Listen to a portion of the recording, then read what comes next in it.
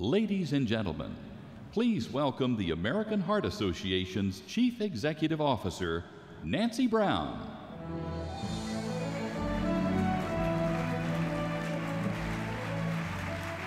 Good afternoon. It's my pleasure to welcome you to Dallas, the home of the American Heart Association's national headquarters.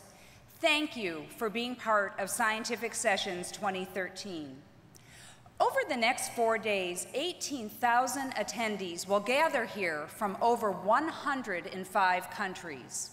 Like no other cardiovascular science meeting, Scientific Sessions brings together people with an incredible diversity of backgrounds, experiences, and points of view. Yet there's a single goal shared by all of us, and that is to advance our understanding of cardiovascular diseases and stroke. Thank you for bringing your knowledge and sharing your ideas on behalf of that common goal. This meeting would not be possible without the outstanding work of the American Heart Association's Committee on Scientific Sessions program, chaired by Dr. Robert Harrington of Stanford University and his vice chair, Dr. Kenneth Block of Harvard Medical School. Will you please join me in a round of applause for Drs. Harrington, Block, and their entire committee.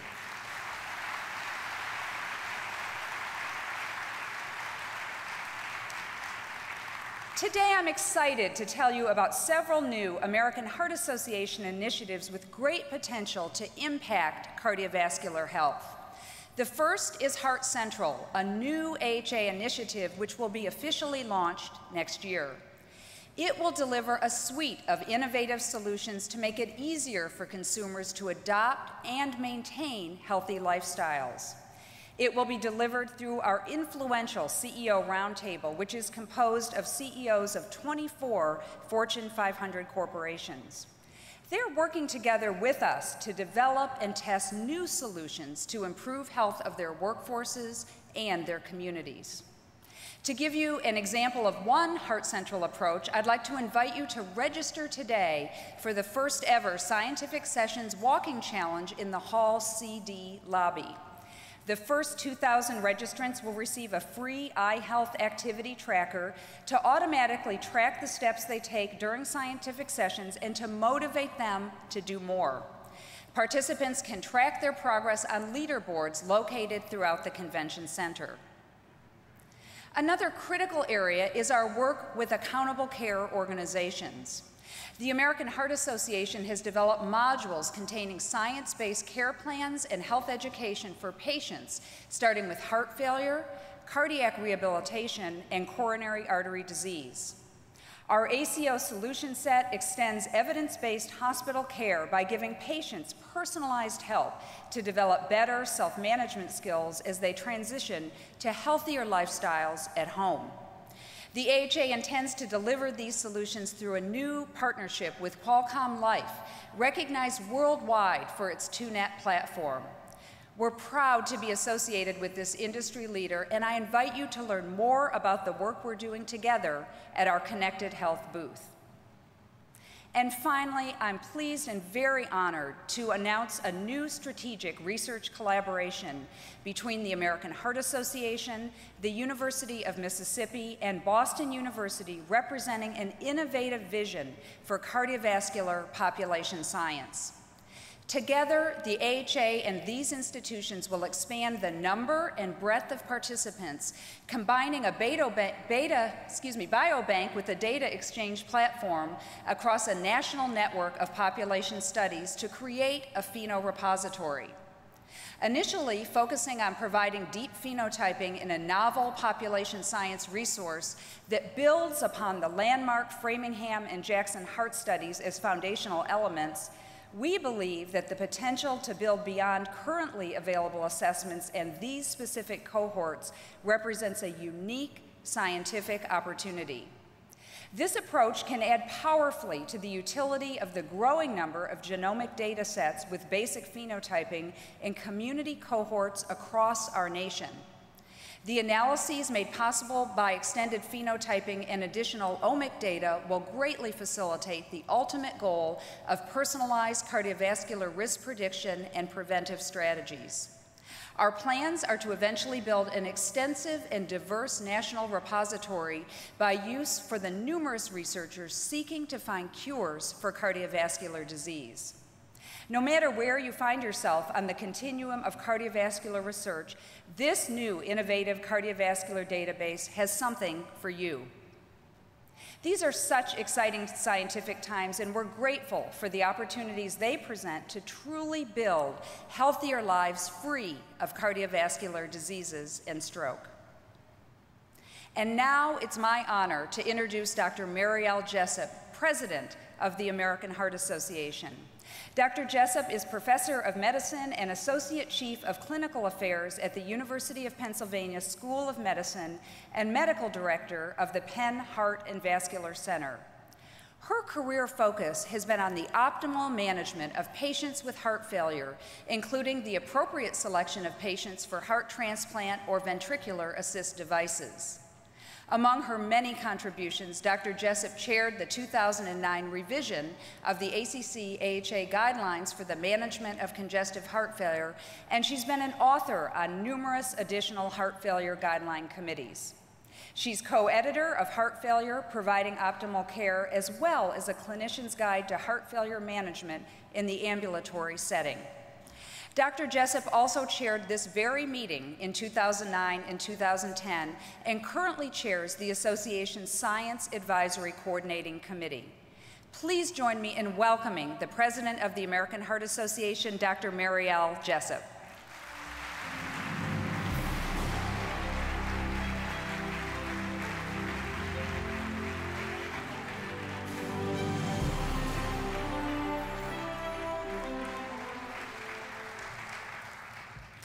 Good afternoon and welcome to the American Heart Association Scientific Sessions. I am so excited to be here with you in Dallas. Dallas is a huge state and famous throughout the world for so many things: hospitality and graciousness, oil, cowboys, the Alamo, and of course, the TV show Dallas. But I always think of Texas as home to the American Heart Association. So I welcome you with the big heart of Texas and thank you for being here. I am truly honored to address you, healthcare professionals, scientists, educators, students, AHA volunteers, and colleagues from around the world. Today, I'm going to explore the remarkable yet troubling history of heart failure. The state of this common cardiovascular syndrome is remarkable in many ways, particularly because it illustrates our progress in so many areas of science and medicine. Yet it is also troubling because in just a few short decades, heart failure has developed into a full-blown epidemic with 23 million people suffering from the disease worldwide. Heart failure is, very strangely, an epidemic of scientific success. Mortality from cardiovascular disease in general has been decreasing thanks to scientific breakthroughs, so people are living longer. People who have had heart attacks are also benefiting thanks to science and programs to deliver that science, such as Mission Lifeline. But elderly people and heart attack survivors are both more susceptible to heart failure. And all of these older people, and all of us, by the way, live in a world of growing obesity and diabetes rates that fuel the heart failure epidemic. I could share hundreds of stories about my patients over the past 30 years who exemplify both the tragedy of this disease and the hope that now exists. I will share a few of those stories today, but I'll also explore some of the larger lessons that can help us deal with this epidemic. We have come a long way in our understanding and treatment of heart failure.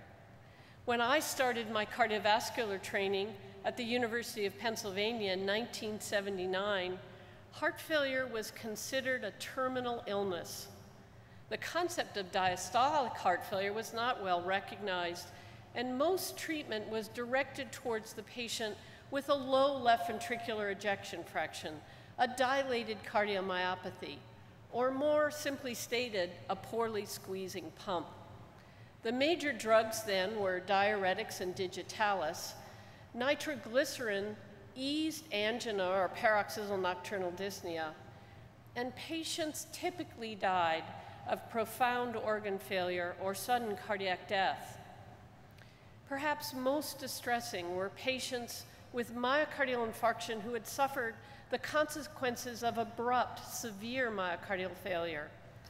These patients would rapidly develop acute pulmonary edema and subsequent cardiogenic shock.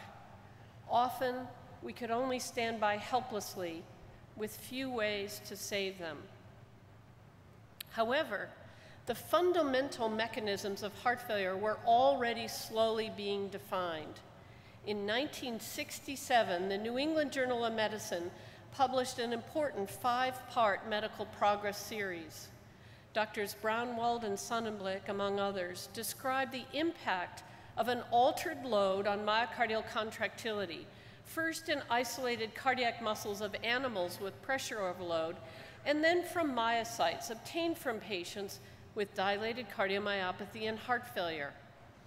Perhaps these observations were most immediately translated to patients with acute cardiogenic shock. Beginning in 1972, Drs. Chatterjee, Franciosa, Cohn, and others described the utility of intravenous vasodilators, nitroprusside, or other agents to reverse the progressive depression of cardiac output in this syndrome. Using these drugs in a hypotensive patient with pulmonary edema seemed counterintuitive at first, and these clinical pioneers were often met with skepticism, but their ideas worked. And then, these same hemodynamic principles were applied to patients with chronic heart failure and poor left ventricular contractility. Many early clinical heart failure units were undertaking studies of hemodynamics before and after drugs that altered what was then coined preload or afterload. It was an exciting opportunity for young clinical investigators, but it involved critical contributions and countless hours from patients as measurements were undertaken, often over days, at rest and during exercise.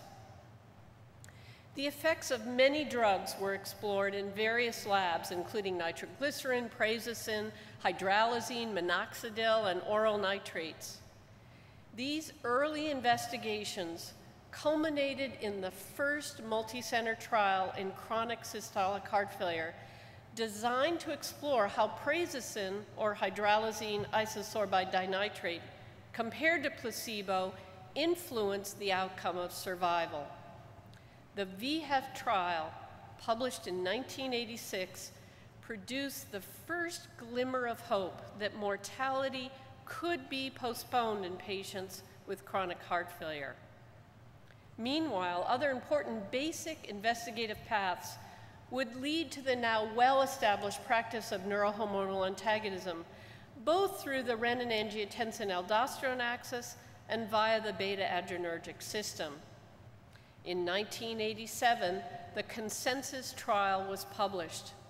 This trial proved that the ACE inhibitor enalapril could reduce mortality by 31% at 1 year in patients with severe heart failure following a myocardial infarction.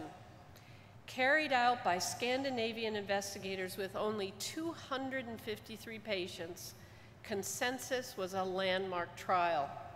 It ushered in numerous trials with a variety of ACE inhibitors and subsequently angiotensin receptor blockers. These drugs classes were proven to improve survival and symptoms while reducing recurrent myocardial infarction. Equally important was the documentation of the reversal of adverse ventricular remodeling, first demonstrated by the Pfeffers using captopril in an animal model of myocardial infarction in 1985. Another fundamental observation was the original description by Wagstein and colleagues in 1975 using beta blockade in patients. Previously, physicians were taught that beta blockers were contraindicated in heart failure, but after it was demonstrated that the myocardial beta receptor was desensitized in chronic HFrEF, or heart failure with a reduced ejection fraction, several daring investigators began clinical trials using metoprolol and then carvedilol in mild to moderate heart failure. They were almost uniformly successful. Nearly 25 years after Dr. Wagstein's original description, the use of beta blockers was tested in patients with severe heart failure. When the Copernicus trial was published in 2001, it demonstrated a 35% reduction in death using carvedilol in these patients. Beta blockers became an additional well-established treatment for HFrEF patients. Most of us think about primary prevention related to lifestyle and medications. Who would have thought we could apply the term to devices? But by 2005, the results of the sudden cardiac death and heart failure trial, known as SCUD-HF, proved that implanted defibrillators as primary prevention were effective in a wide variety of patients with systolic heart failure. Indeed, many have commented on the so-called rise of the machines, as most successful trials during this period included devices.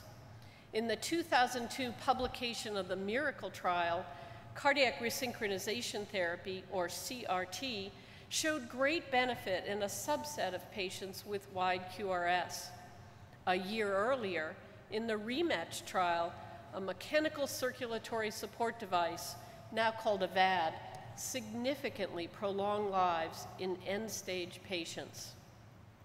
Remarkably, over 20 years, the 2-year mortality for a patient with HFrEF went from about 34% in 1986 to about 14% by the 2004 presentation of the SCUD-HF data. What did these astonishing results mean for the chronic heart failure patient? I can't think of a better example than my patient, Tony. We met in 1982.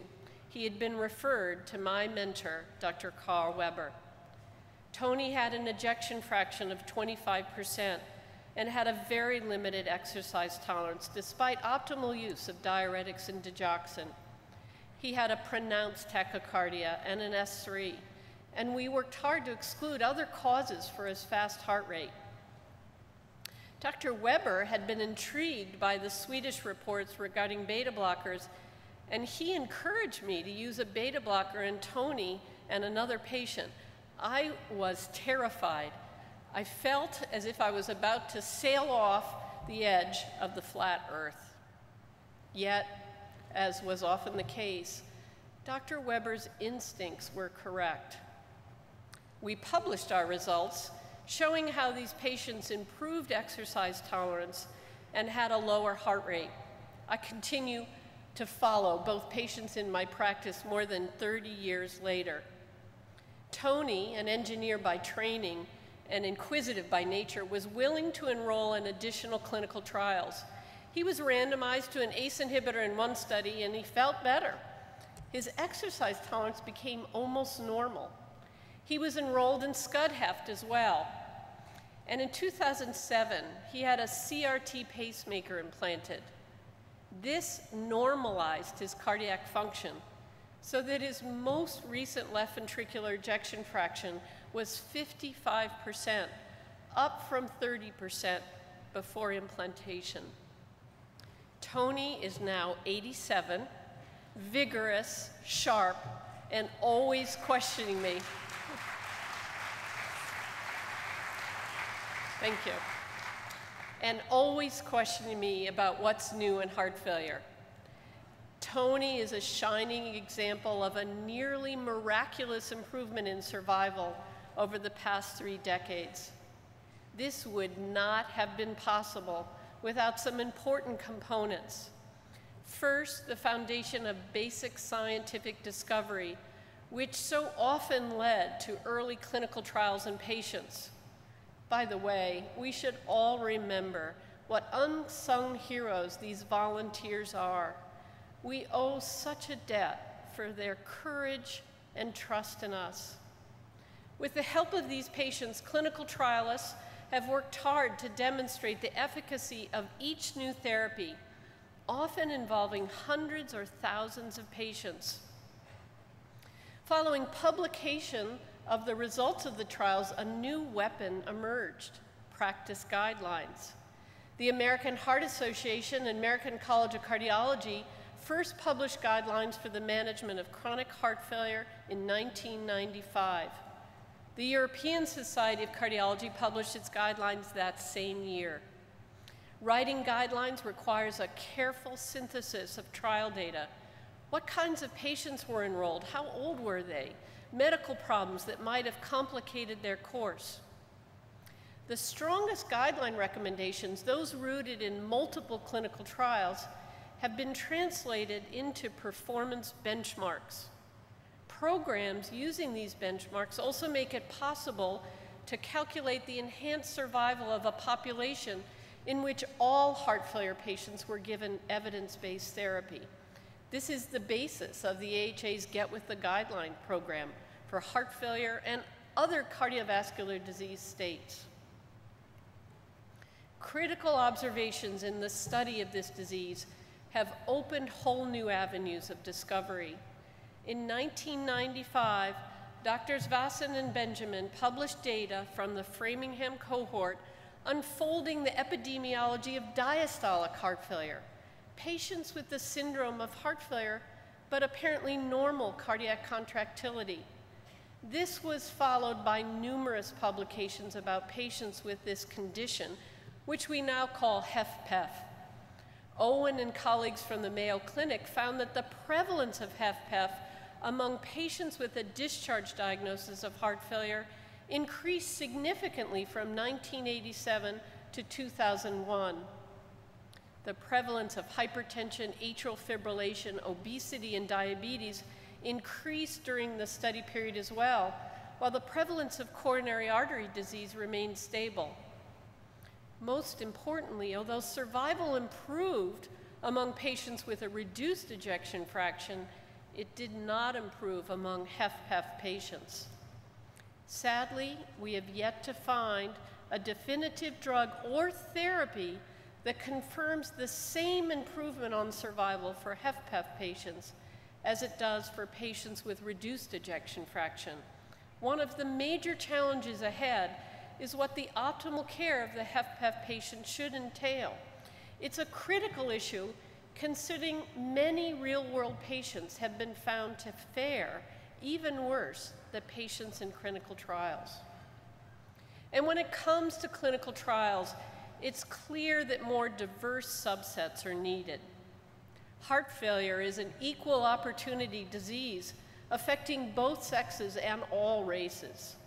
However, most systolic heart failure trials have enrolled middle-aged white men, even though heart failure is a disease primarily of the elderly, and at least 50% of heart failure patients are women.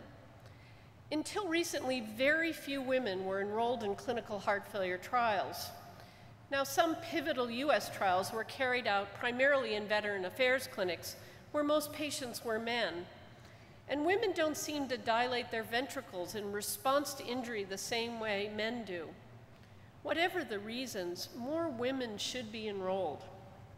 In the MADE-IT CRT trial, for example, adequate enrollment enabled the observation that women seem to benefit more than men from cardiac resynchronization therapy. There's compelling data about the importance of racial diversity in clinical trials. For example, a post-hoc analysis of the VHEFT-1 trial, examining the differential response of African Americans and whites, found almost all of the benefit was due to improvement in African Americans. Had sufficient numbers of Black patients not been enrolled, it is likely that this trial that sparked a generation of heart failure studies would have been negative. Hospitalization represents a turning point for heart failure patients, with a combined mortality and readmission rate of 30% within 90 days after discharge. There has been a huge focus on reducing hospital readmissions. Hospitals accordingly have employed a variety of techniques and practices to reduce readmissions, as recently compiled by Bradley et al. However, there are no discrete, evidence-based interventions for acute heart failure, whatever the etiology, that have improved post-discharge outcomes. We are in critical need of further research into strategies to keep patients out of the hospital. But we are even more urgent need of the measurement of more patient-reported health status. Actually, we have to truly understand what our patients value most: avoiding hospitalization or living longer. There may be outcomes worse than death for some patients. We must help them find harmony with their disease and learn what that means for each patient. So where do we go from here? That's a critical question for all of us. We are standing on the firm foundation of early studies in heart failure with reduced ejection fraction, our past successes. Yet we have so much more to do. There are too many hospitalizations and an unacceptably high 30-day mortality rate. There are too many patients developing heart failure as a result of obesity and diabetes. There are mechanical circulatory support devices, heart transplantation, and new hybrid operations like TAVR that promise to sustain life even in desperately ill patients, yet we still don't know which patients can most benefit. We only know those who are most likely to die. Somehow we have to connect current and future research more intimately with the well-being of our patients. And we must have renewed efforts into the prevention of heart failure. If we could control hypertension, as former AHA President Donna Arnett implored us to do last year at this time, we would reduce the incidence of heart failure by approximately 50%. If we could secure more research funding, as then AHA President Gordon Tomaselli asked for 2 years ago, we could expand basic and clinical research and the analysis of cohort studies. I'd like to tell you one last story that illustrates how far we have come with heart failure treatment and how far we need to go. In 1987, a 22-year-old woman named Elaine presented to the hospital in severe heart failure following the birth of her child. We assumed she had postpartum cardiomyopathy. Elaine was so desperately ill, and we ultimately needed to perform a heart transplant to save her. She was able to care for her newborn daughter for a few years, but sadly, she succumbed to complications. She was just 29 years old. 20 years later, a colleague referred a 19-year-old patient named Jessica who had a dilated cardiomyopathy. Jessica was becoming more symptomatic, but she had hopes of marrying and having children. When I met Jess, she told me her mother developed heart failure as a result of giving birth to her. As I asked more questions, it dawned on me suddenly. Jess was Elaine's daughter. In addition, Jess's brother died suddenly several years earlier. Elaine may have suffered from postpartum cardiomyopathy, but clearly this family had an inherited form of heart disease. I was watching the cycle of familial cardiomyopathy repeat itself before my eyes. Like her mother, Jess had a significantly dilated left ventricle and early signs of heart failure. There must be an inherited genetic mutation, but we haven't been able to identify it yet. Yet thanks to scientific advancement, Jess is thriving. She was recently married. She finished nursing school and is working full-time. She exercises vigorously and even finds time to volunteer for the American Heart Association, sharing her incredible story and urging lawmakers to fund more scientific research. Everyone here knows Jess's plea is vital for heart failure patients everywhere. Her plea also prompts a question that troubles me deeply. What must we discover that will guarantee Jess a healthy future? We must find new ways to help our patients to live longer and to enjoy the things that really matter. I now have the extraordinary opportunity to introduce two of my patients you heard about earlier. Please meet Tony, the face of our many invaluable past successes, and Jess, the face of our future challenges.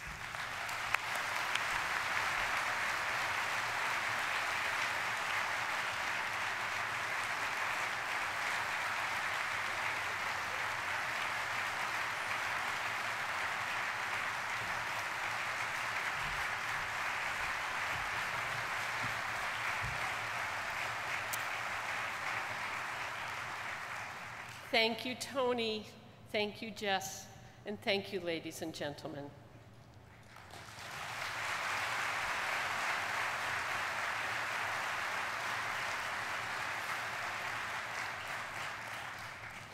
Now, I'd like to introduce Bernie Dennis, the chairman of the board for the American Heart Association.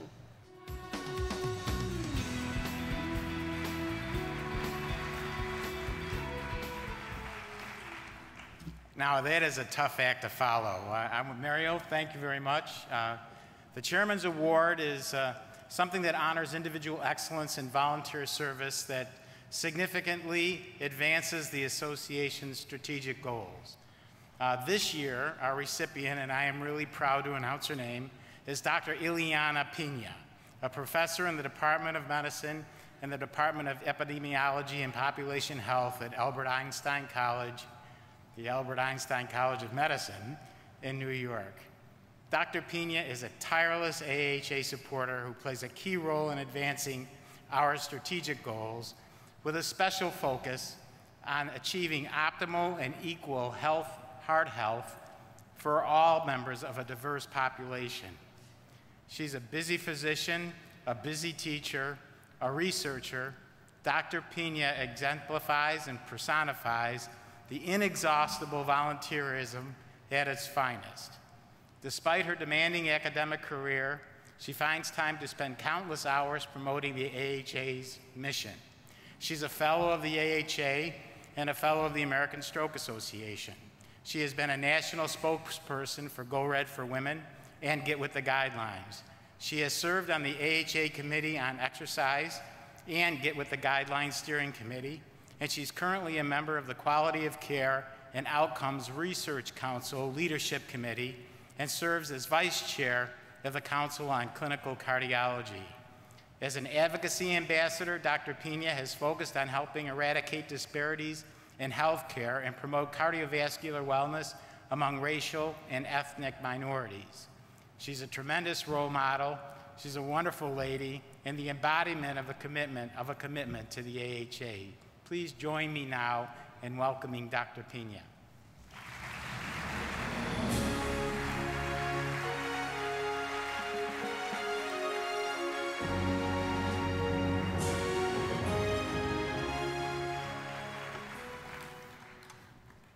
Hello to this audience. I want to, first of all, thank my Quality Council for nominating me and giving me this great honor, to the chairman of the board, and to the whole board of the American Heart Association.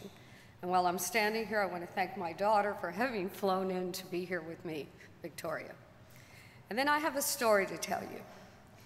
A lifetime ago, on a very cold day in Miami, and yes, for those of you who don't believe, it does get cold in Miami, my father took me to school at 8:30 in the morning, and by 3 p.m., he was gone. A plaque had ruptured in his left anterior descending coronary artery. He was 42. I was 9. And although the American Heart had been founded, It had not yet reached South Florida and to immigrants like us. There was no Mission Lifeline. There were no AEDs in the hallways and in the malls. There were no CPR classes in the community. In fact, CPR was developed 2 years later. Too late for my dad. Fire rescue, which is now called EMS, did not start in Miami until 1964 with closed chest massage. Too late for my dad. There was no American Heart public media about heart disease and its symptoms. There were no TV ads about the warning signs of a heart attack. He didn't know that the chest pain he was having was the clot in his artery.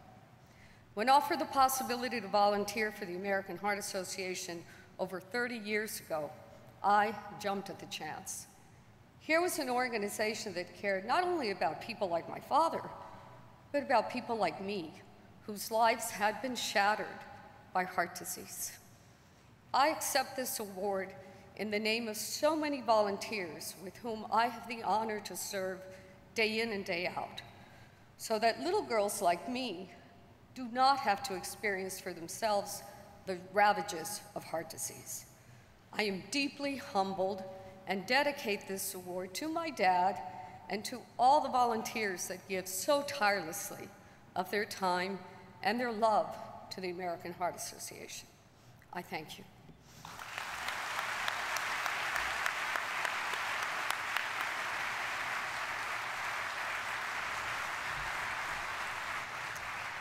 Congratulations, Dr. Pina, and thank you, Bernie.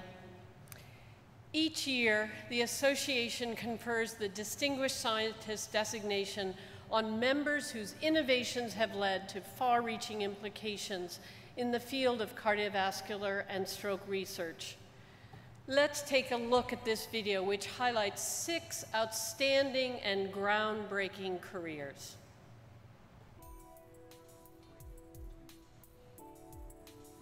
The American Heart Association and American Stroke Association's Distinguished Scientists are a select group whose innovations have led to far-reaching implications in the field of cardiovascular and stroke research. This year, we honor 6 forward thinkers and their seminal contributions to their fields. The 2013 Distinguished Scientist honorees are Dr. Kenneth E. Bernstein. Dr. Bernstein has studied the physiology and biochemistry of the renin-angiotensin system since 1987. His cloning of cDNA encoding the AT1 receptor in 1991 was a major discovery in understanding the RAS system, and his work provides insight into why angiotensin II has many physiologic effects in addition to blood pressure control. In the late 1980s, Dr. Bernstein's laboratory was one of 2 to first clone and characterize the structure of angiotensin-converting enzyme, or ACE. In 1999, Dr. Bernstein collaborated with Dr. Mario Capecchi to produce an important technical advance that simplified how one can use Cre-Lox vectors for targeted homologous recombination in stem cells. More recently, Dr. Bernstein's lab created a series of mice with unique mutations in the ACE gene, focusing on the physiologic role of ACE in individual tissue types. These animal models suggested that the ACE substrate, ACSDKP, may help protect the lung against fibrosis following chemotherapy. And they provided the first observation that mice overexpressing ACE in macrophages have a markedly enhanced immune response to tumors and bacterial infections. Dr. Bernstein was an AHA established investigator from 1988 to 1993. In 2005, he was a co-winner of the AHA's Novartis Prize for Hypertension Research. Dr. Bruce M. Pasady. Dr. Pasady is internationally recognized for his contributions to our understanding of cardiovascular drug safety. Pasady and colleagues have provided groundbreaking analyses of a variety of drug therapies, including the use of beta blockers, diuretics, and short-acting calcium channel blockers when used in the treatment of hypertension or coronary disease. For instance, their 1997 meta-analysis of the randomized trials of the treatment of hypertension was the first to demonstrate that the use of low-dose diuretics to treat hypertension reduced the risks of coronary events. Pasady and colleagues developed and applied new meta-analytic methods called network meta-analysis to the randomized trials of the treatment of hypertension and concluded that no other first-line antihypertensive drug surpassed low-dose diuretics in the ability to prevent a variety of cardiovascular events, including stroke, myocardial infarction, and heart failure. These results have made a direct impact on national guidelines and clinical care delivery. Recently, Dr. Pasady has also collaborated with cohort study investigators to establish the CHARGE Consortium, which has advanced the discovery of genetic variants associated with multiple cardiovascular phenotypes. Dr. Paul M. Ridker. Dr. Ridker's research focuses on the design and conduct of multinational randomized trials, the development of inflammatory biomarkers for clinical and research use, and the molecular and genetic epidemiology of cardiovascular diseases. It also focuses on novel strategies for cardiovascular disease detection and prevention. Best known for his work translating the biology of vascular inflammation into clinical practice, notable research findings from Dr. Ridker's group include the first use of inflammatory biomarkers such as CRP, interleukin-6, and ICAM-1 to predict cardiovascular risk in otherwise healthy men and women. The first demonstrations that these same inflammatory biomarkers independently predict incident diabetes and hypertension. The first clinical observation that statins reduce inflammation. The development and validation of the Reynolds Risk Score, the first clinical risk prediction tool to include family history and inflammation along with traditional risk markers. And the demonstration in the Jupiter trial that statin therapy reduces heart attack, stroke, and all-cause mortality among those with low LDL cholesterol, but who have a persistent pro-inflammatory response. Dr. Ridker is currently trial chairman and principal investigator of two multinational, randomized, placebo-controlled clinical trials designed to address directly whether reducing inflammation can reduce cardiovascular event rates. Dr. Jonathan Seidman. Dr. Jonathan Seidman has helped define much of what we know about the genetics of the human cardiomyopathies and made major contributions to the fields of human genomics and immunology. Dr. Seidman graduated from Harvard University in biochemistry before undertaking his doctoral work at the University of Wisconsin at Madison, where he worked on tRNA synthesis. At the NIH, he made major contributions to the paradigm-shifting work on immunoglobulin gene rearrangement. Dr. Seidman's early work also played a central role in defining what we now know as genomics, the large-scale evaluation of human sequence.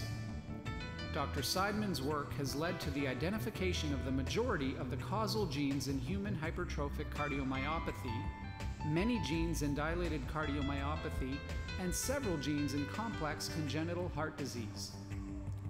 Pioneering the application of knock-in technologies in cardiovascular disease, the Seidman Lab has generated many of the most rigorous murine models of human disease in the field and is now beginning translational work to close the loop for several of these highly morbid diseases. Finally, Dr. Seidman's contributions to Mendelian forms of inherited cardiovascular disease have also led to innovative exploration of the role of variation in these same genes in the general population. Dr. Jonathan S. Stamler.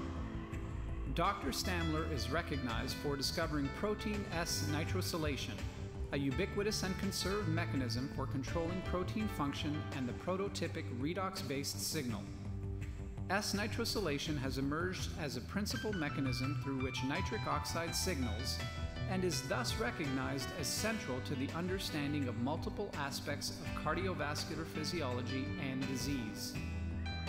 Dr. Stamler described the first endogenous peptide and protein S-nitrosothiols, and his and related work has demonstrated roles for S-nitrosylation in regulating ion channels, receptors, trafficking proteins, and enzymes that are essential in the function of the heart and vasculature. Accordingly, Dysregulated S-nitrosylation is implicated in a broad spectrum of cardiovascular diseases, including myocardial injury, heart failure, arrhythmia, pulmonary and systemic hypertension, atherosclerosis, and diabetes. His research is notable for new insights into physiology, including the discovery of red blood cell-mediated vasodilation, which involves the S-nitrosylation of hemoglobin within the respiratory cycle, consequently reconceptualized as a triune system: nitric oxide, oxygen, carbon dioxide. He has also discovered novel enzymatic mechanisms that regulate nitric oxide-based signaling across phylogeny, as well as the enzymatic basis of nitroglycerin bioactivation and tolerance. Dr. Alan R. Tall. Dr. Tall is internationally recognized for his work in plasma lipoprotein metabolism and atherosclerosis, especially in relation to the regulation and metabolism of plasma high-density lipoproteins, or HDL. Dr. Tall and collaborators discovered mutations in the cholesterol ester transfer protein, or CETP gene, that are associated with dramatically increased HDL and reduced LDL levels, establishing the role of CETP in the regulation of lipoproteins and identifying CETP as a potential therapeutic target. He has researched the ATP-binding cassette transporters ABCA1 and ABCG1 that promote cholesterol efflux from macrophage foam cells to ApoA1 and HDL particles respectively. Recently, Dr. Tall and colleagues have identified a key role of cholesterol efflux pathways in limiting the proliferation of hematopoietic stem and progenitor cells, and thus the pro-atherogenic production of inflammatory cells. These studies have uncovered new links between the regulation of cellular cholesterol homeostasis by cholesterol efflux pathways and the regulation of cell proliferation, with relevance to both atherosclerosis and neoplastic disorders. Dr. Tall is a member of the Association of American Physicians and has served on the board of scientific counselors of the National Heart, Lung, and Blood Institute, the Research Committee, and the ATVB Council of the American Heart Association. He is an associate editor of Circulation Research and serves on the editorial boards of the Journal of Clinical Investigation and the ATVB Journal. Hello, I'm Rosemary Robertson, Chief Science and Medical Officer of the American Heart Association. Scientists like these at the cutting edge of cardiovascular disease and stroke research are the driving force behind our mission to build healthier lives, free of cardiovascular diseases and stroke. I'd like to personally congratulate these scientists as they receive the American Heart Association and American Stroke Association's highest scientific award. If you'd like to learn more about the American Heart Association's Distinguished Scientist Award, just go to myamericanheart.org.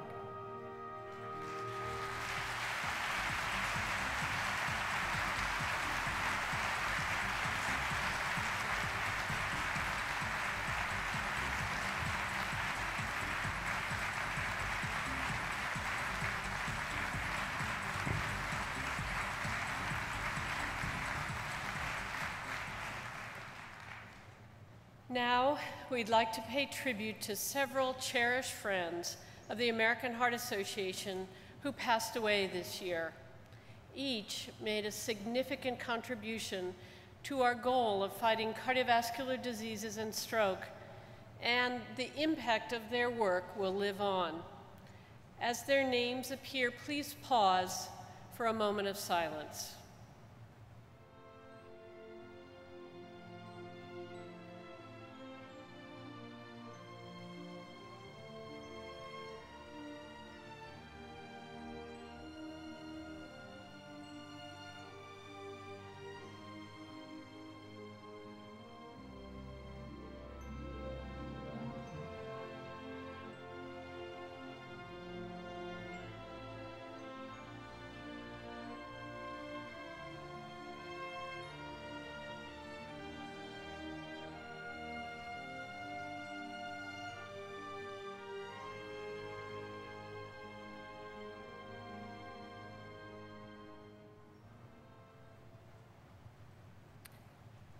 Thank you.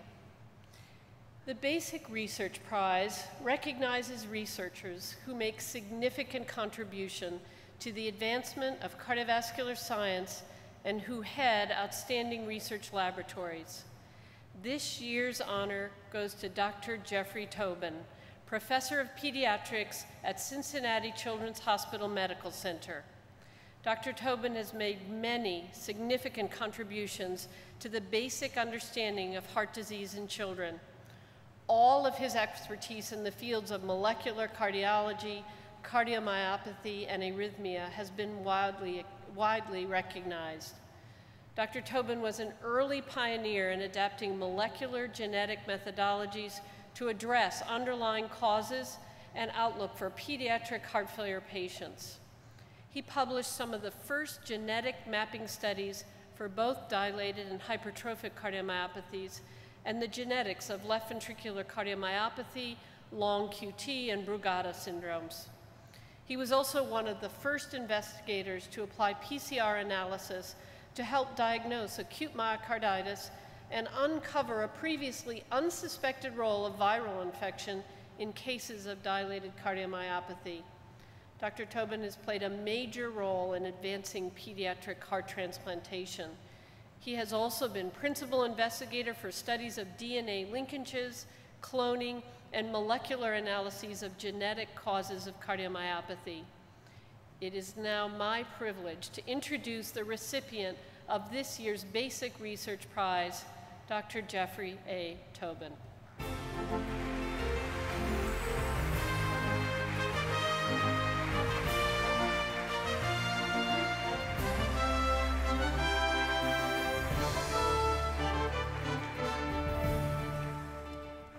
Thank you, Dr. Jessup.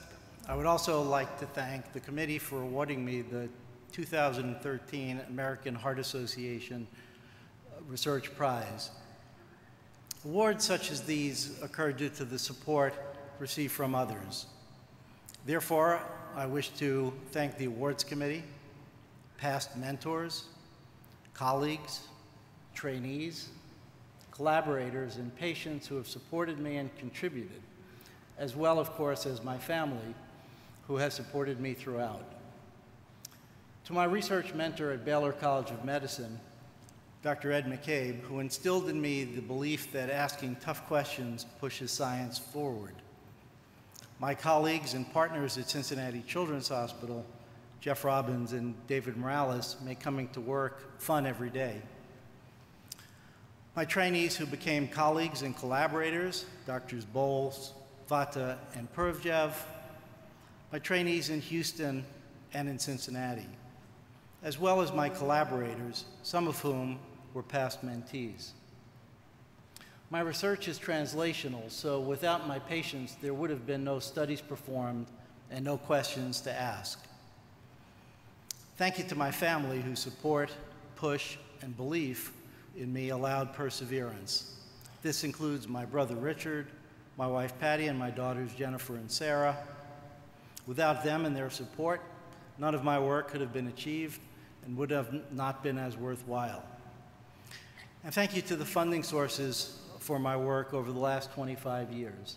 In particular, the American Heart Association, who awarded me my first grant. Thank you very much for this award. I appreciate it.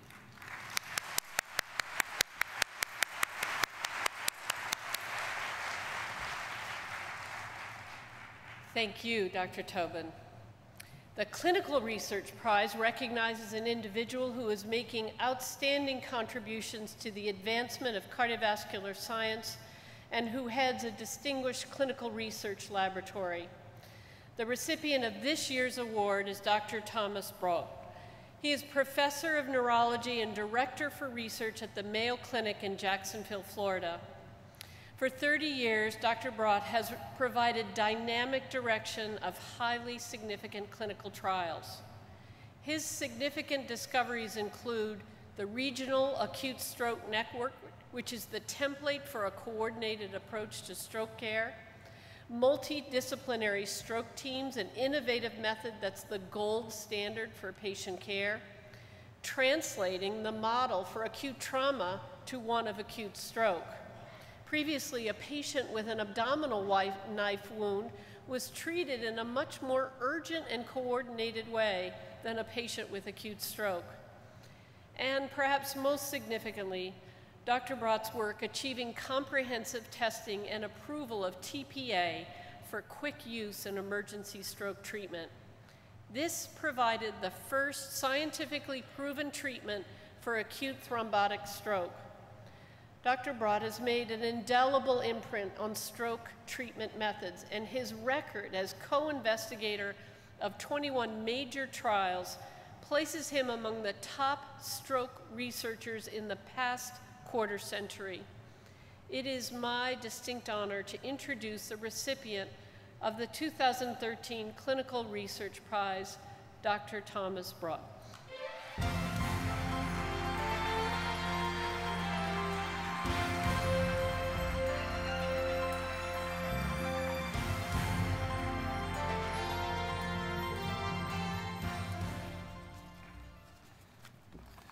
It's a joy to be here today.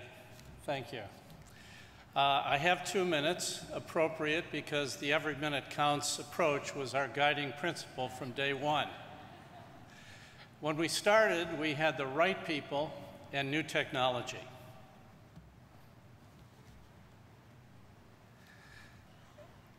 Judy Spilker helped set up the emergency department-based multi-hospital network in the very compact Cincinnati, Kentucky, Northern Kentucky metropolitan area.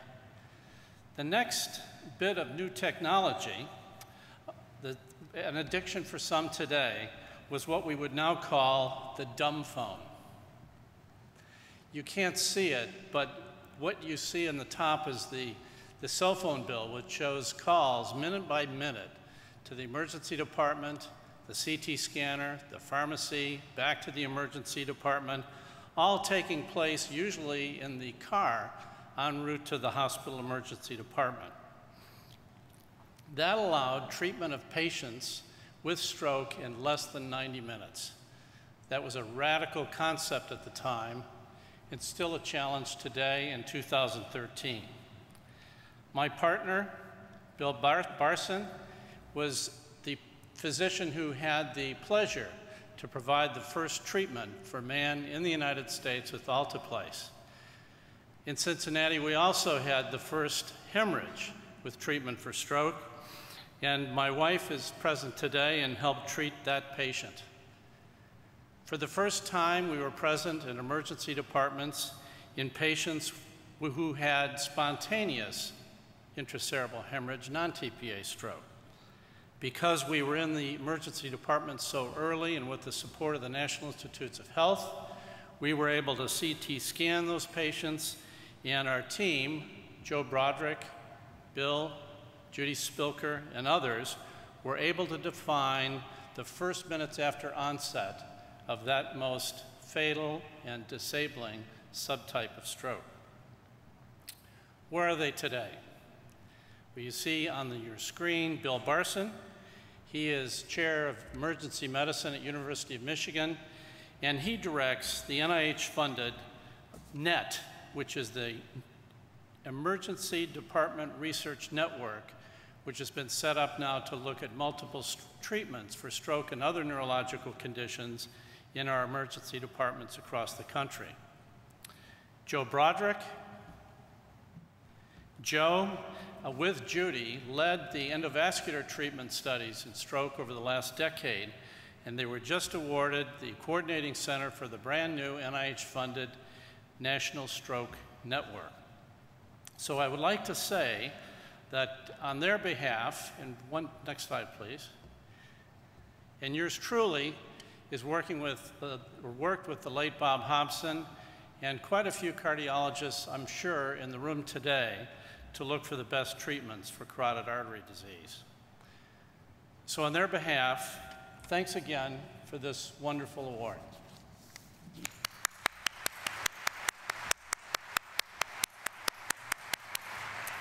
Thank you. The Population Research Prize recognizes an individual who is making outstanding contributions to the advancement of cardiovascular science and who heads a major population research laboratory. This year's recipient is Dr. Lewis H. Culler. He is Professor Emeritus in the Department of Epidemiology and Distinguished University Professor of Public Health at the University of Pittsburgh. Dr. Culler has provided 40 years of inspired leadership of a worldwide effort to better understand and prevent heart disease and stroke through wide-ranging studies of multiple risk factors. He has also pioneered investigations evaluating non-invasive techniques to identify subclinical vascular disease to facilitate early detection, prevention, and treatment of coronary heart disease. Dr. Culler is internationally recognized for his contributions to the study of heart disease and stroke in populations through wide-ranging investigations into a large number of factors associated with individual and population risk, not only for cardiovascular disease, but also for other major chronic diseases. His far-ranging studies have encompassed an exceptional number of areas, from the epidemiology and pathology of sudden cardiac death, to hormone therapy, to hypertension, and much more. In many ways, Lou Culler personifies the ultimate scientist devoted to understanding not just cardiovascular disease, but also how chronic diseases relate to one another and how to develop better preventive strategies for improving the health of Americans. He is one of the world's most creative, inquisitive, and productive population investigators. Please join me in welcoming the recipient of this year's Population Research Prize, Dr. Lewis H. Culler.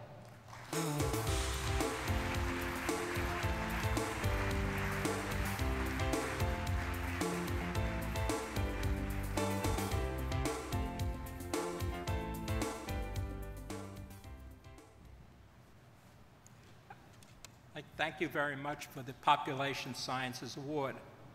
I'd like to dedicate this award to my mentor and friend, the late Dr. Abraham Lilienfeld. Without his mentoring and enthusiastic support over many years, I would not be here today. Unfortunately, Dr. Lilienfeld died suddenly from coronary artery disease at age 63 in 1984. He was in many ways the godfather of modern chronic disease population epidemiology.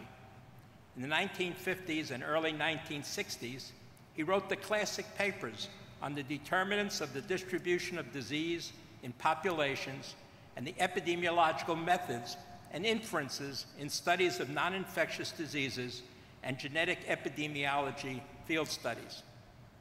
Abe was committed to the application of population epidemiological studies to public health and preventive medicine. Dr. Lilienfeld allowed me, as a young postdoc in the early 1960s, to do a population study of the epidemiology and pathology of sudden cardiac death in Baltimore, Maryland, which at that time was the #1 cause of death in middle-aged men. And 3 years later, to embark on the nationwide stroke epidemiology studies and the vascular laboratory at the School of Public Health that led to my established investigatorship from the American Heart Association. Thank you very much.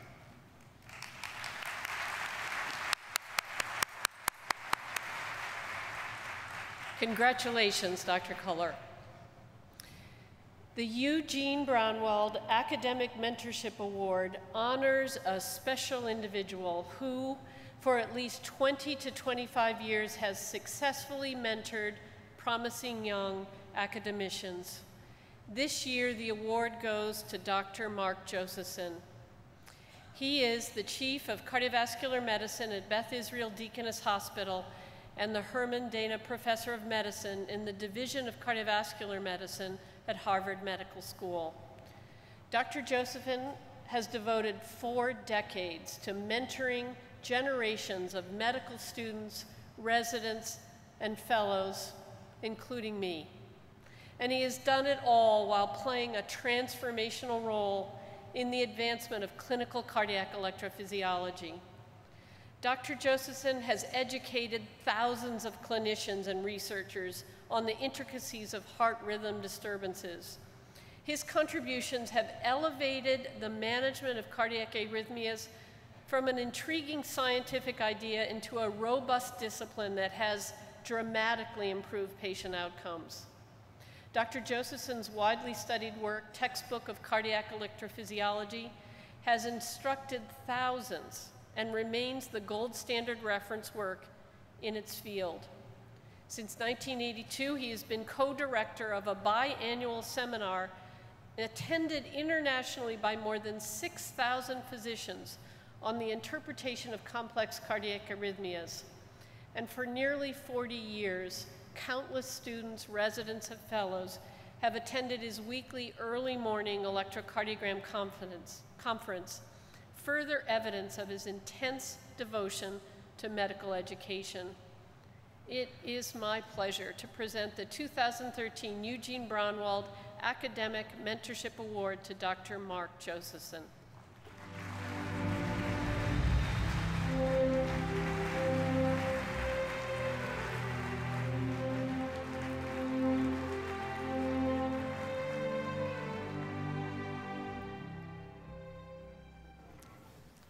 Thank you, Marielle, for those kind words. I would like to thank the American Heart Association for naming me the Eugene Braunwald Academic Mentorship Awardee this year. Dr. Braunwald set the standard for mentoring. His mentees populate many of the most prestigious positions in medicine in this country and abroad. To receive this award, bearing his name, is an incredible honor. It is of note that the second recipient of this award, the late Brian Hoffman, played a pivotal role in my entering the field of electrophysiology. Dr. Hoffman and his mentees represented a school of basic electrophysiology which became a major source of my basic EP knowledge and subsequent scientific collaborative efforts. Most importantly, Dr. Hoffman became a role model for me as a mentor, which I could translate to the young field of clinical electrophysiology. As my career was developing, I had the privilege to teach and mentor young physicians who would ultimately become leaders in clinical electrophysiology and role models for future generations of clinical cardiologists. It has been very rewarding to help develop young physicians, both professionally and personally, to watch these young mentees grow from enthusiastic young physicians to independent investigators, clinician educators, division chiefs, deans, or just excellent clinicians has been very gratifying, and the words of my parents make me quell. In my opinion, the title mentor is the highest title one can achieve in academic medicine. While the university rank of professor by itself is a great achievement, it only recognizes one's personal accomplishments. The title of mentor means you have helped to mold and develop careers of others in addition to yourself. Their success is a much greater contribution to medicine. This is why I believe that this award is my most important achievement. As many of you know, I've always considered my legacy to be the success of my academic children and grandchildren. They all remain an important part of my life. This past May, we had a symposium, a scientific symposium of my Josephson scholars. We had many mentees that came from around the world to tell me what was going on, and it was a real treat. Age has not dimmed my passion for education, which remains youthful. I'm already beginning to work on the next generation. To have the opportunity to nurture young people and watch them make an impact in medicine is something for which I am eternally grateful. I would also like to thank my wife, Joan, for supporting me and encouraging me in these efforts, and mostly for lovingly co-parenting all of these academic children. This mentorship award would never have been realized without all those wonderful mentees of the past, present, and future with whom I'd like to share this award. Thank you all. Thank you again, Dr. Jessup.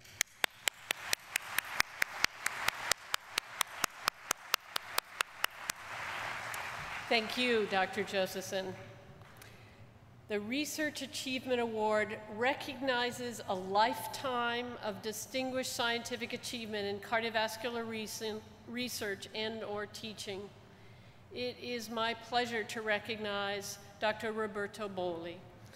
He is Professor of Medicine, Physiology, and Biophysics, Chief and Division of Cardiovascular Medicine, Director at the Institute of Molecular Cardiology at the University of Louisville. Over the past 40 years, Dr. Boley has made extraordinary contributions to cardiovascular research, gaining recognition as a world leader in the field. He has advanced our understanding of molecular mechanisms responsible for myocardial injury during ischemia and reperfusion, opening the way for the development of novel cardioprotective strategies in patients with ischemic heart disease. And he pioneered the use of cardiac stem cells to repair cardiac muscle damage during a heart attack. Dr. Boley's work has significantly shaped our knowledge of how ischemic injury occurs during the heart's adaptation to stress. He conducted a series of experiments that validated the concept that stunning is a result of oxygen-free radical-mediated reperfusion injury. A once shaky hypothesis that the myocardium might be able to recover from ischemic injury and therefore be subject to treatment is now an accepted axiom of cardiovascular medicine. Dr. Boley's approach is innovative, mechanistic, thorough, and hypothesis-driven, integrating molecular and cellular biology with classic animal physiology to arrive at conclusions. He translates his elemental findings into a clinical setting, as he is doing in the groundbreaking Scipio trial, which could revolutionize cardiology and dramatically change the way patients with heart failure are treated. It is now my distinct honor to introduce the 2013 recipient of the Research Achievement Award, Dr. Roberto Boley.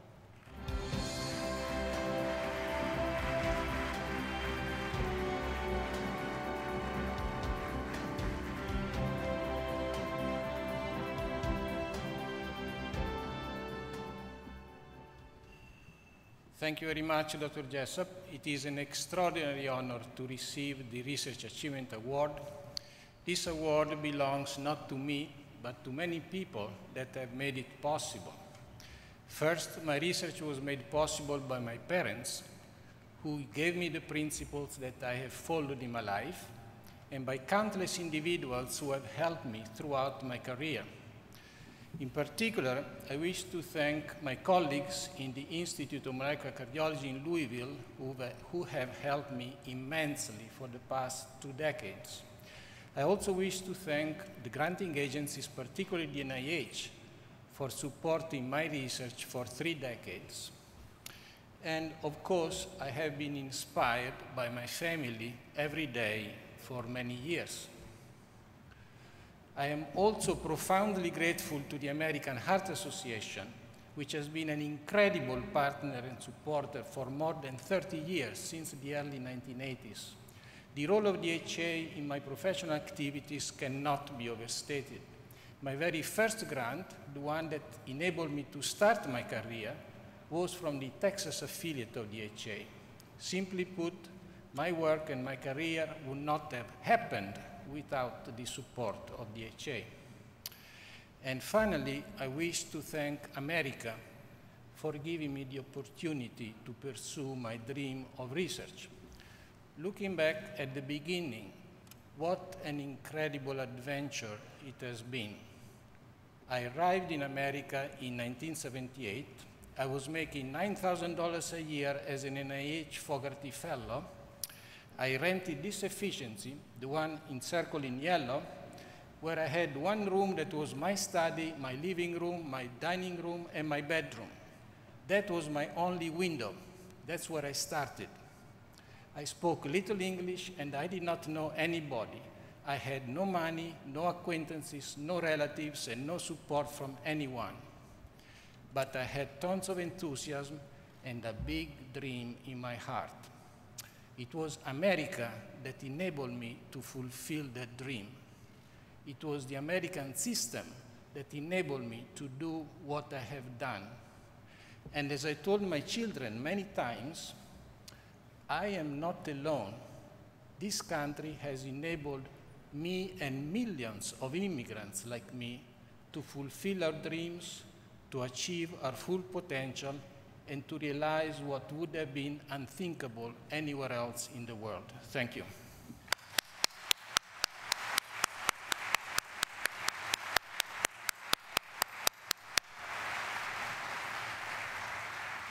Thank you, Dr. Boley.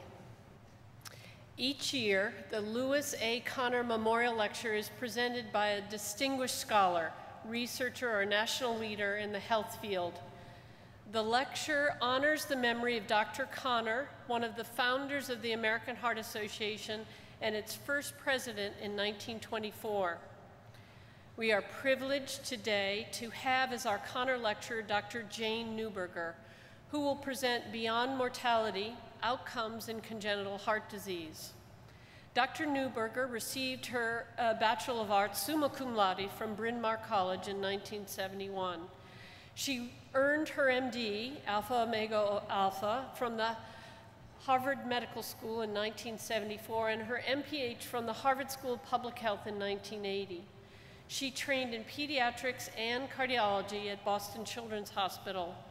She joined the faculty of the Department of Cardiology in 1979 as instructor in pediatrics and is currently the Commonwealth Professor of Pediatrics at Harvard Medical School and Associate Cardiologist-in-Chief for Academic Affairs at Boston Children's Hospital. Dr. Neuberger's research has focused on prospective clinical studies, including multidisciplinary prospective randomized trials and prospective cohort studies. She has made seminal contributions in two fields, the evaluation and therapy of Kawasaki disease and neurodevelopmental outcomes after pediatric cardiac surgery. Dr. Neuberger received the 2007 Distinguished Scientist Award of the American College of Cardiology, Mentor of the Year Award from the ESPR in 2008, the 2009 Meritorious Achievement Award of the Cardiovascular Disease in the Young Council, and the 2009 Clinical Research Prize from the American Heart Association. An author of more than 300 original manuscripts, chapters, and reviews, including 11 guidelines or statements from professional societies. She is principal investigator on R01, U01, and T32 grants from the NHLBI. She maintains an active practice comprising patients with congenital and acquired heart disease. Please join me in welcoming Dr. Jane Neuberger.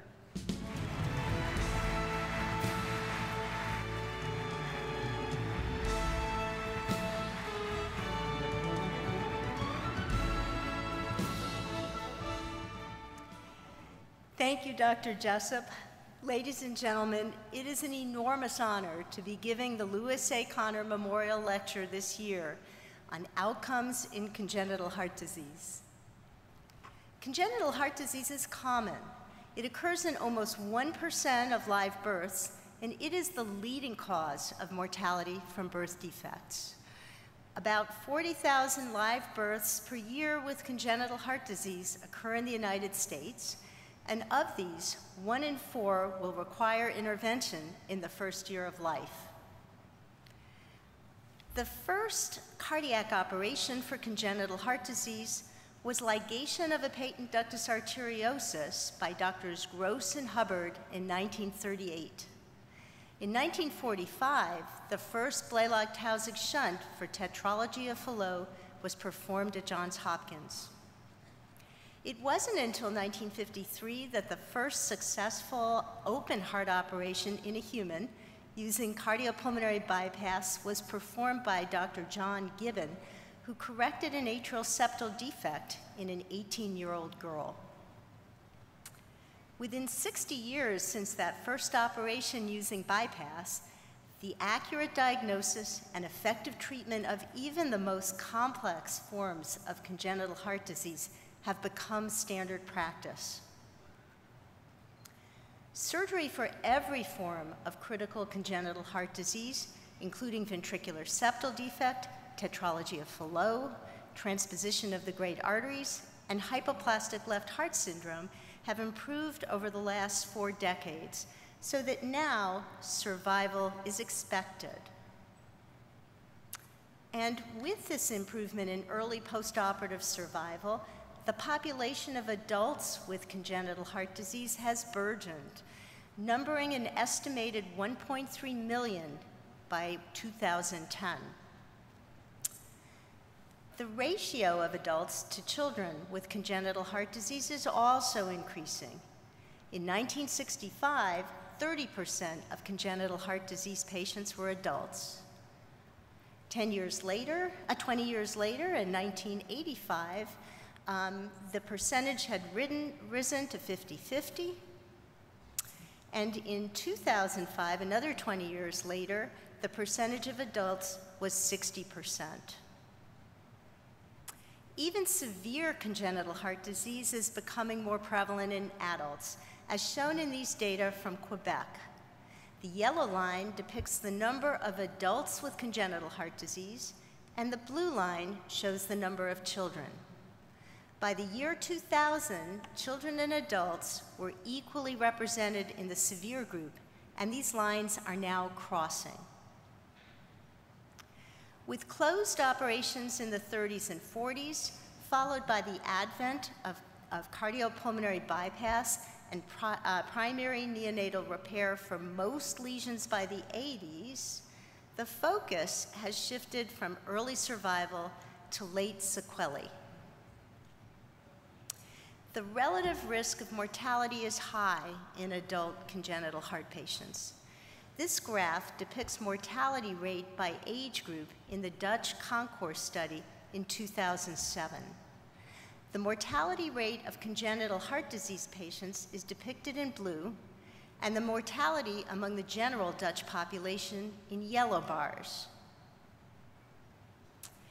Medical comorbidities are common in congenital heart disease.